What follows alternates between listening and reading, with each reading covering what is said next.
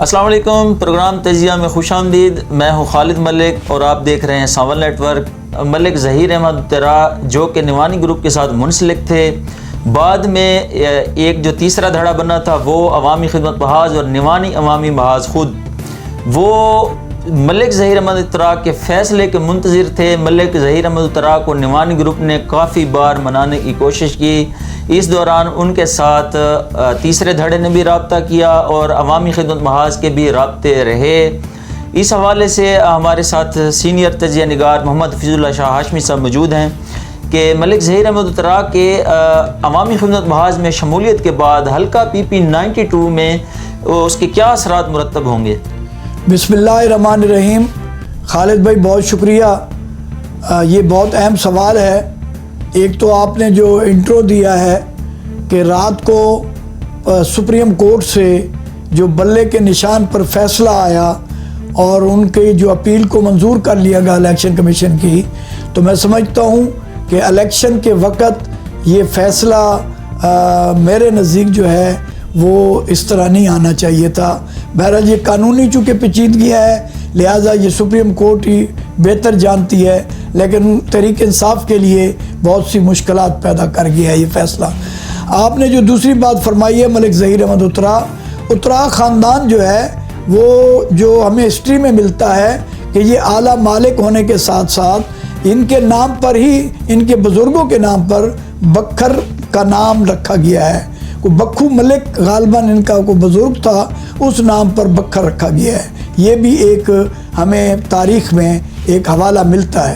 تو اترا خاندان انتہائی شریف اور بہت اچھا خاندان ہے، اور وہ بہت سے اس نے بکھر میں خدمات سر انجام دیں۔ ان کے بزرگوں نے یہاں جتنے بھی سکول، کالج اور دیگر جو سرکاری دفاتر ہیں، خصوصاً قبرستان کے لیے رقبے بھی دیے، اور میونسپل کمیٹی کے چیئرمین MP اور منسٹر رہے، اور انہوں نے بہت سے کام کیے۔ اور بہت اہم دھڑا ہونے کی نسبت جب انہوں نے نوانی گروپ نے خود چھوڑا ہے، انہوں نے نوانی گروپ کو نہیں چھوڑا، اور اس وقت انہیں خیر آباد کہا نوانی گروپ نے، جب وہ بیچارے مطلب کسی طرف کے نہیں رہ گئے تھے۔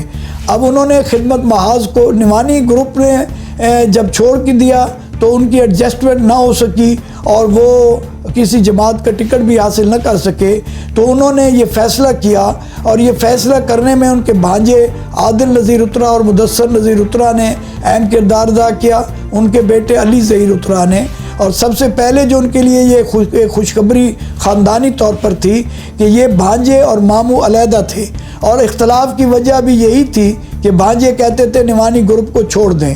بالآخر جب نوانی گروپ سے علیحدگی ہوئی تو بھانجے اور ماموں کے آپس میں صلح ہو گئی، اور اس صلح کے بعد جو پہلا فیصلہ سامنے آیا کہ ظہیر احمد اترا عوامی خدمت محاذ کے ساتھ شامل ہوئے، اور انہوں نے ان کی شمولیت سے صرف PP 92 نہیں بلکہ میں سمجھتا ہوں کہ اترا خاندان کا عوامی خدمت محاذ میں شامل ہونا پورے ضلع میں ان کے لیے ایک بہتر ثابت ہوا ہے۔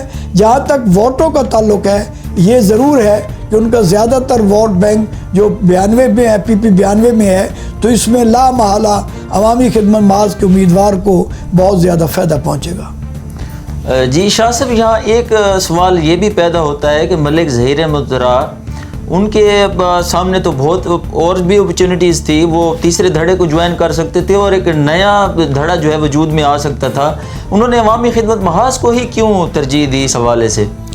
خالد بھائی، نوانی گروپ نے بھی دوبارہ ان سے رابطہ کیا تھا اور انہیں آفر دی تھی کہ وہ بلدیہ کی چیئرمینی چاہے، ضلع کونسل کی چیئرمینی چاہے، یا دونوں سیٹوں پر عامر عنایت شاہانی الیکشن لڑ رہا ہے تو ان میں سے ایک سیٹ چھوڑ کر ضمنی الیکشن میں ہم انہیں MPA بھی لڑوا سکتے ہیں۔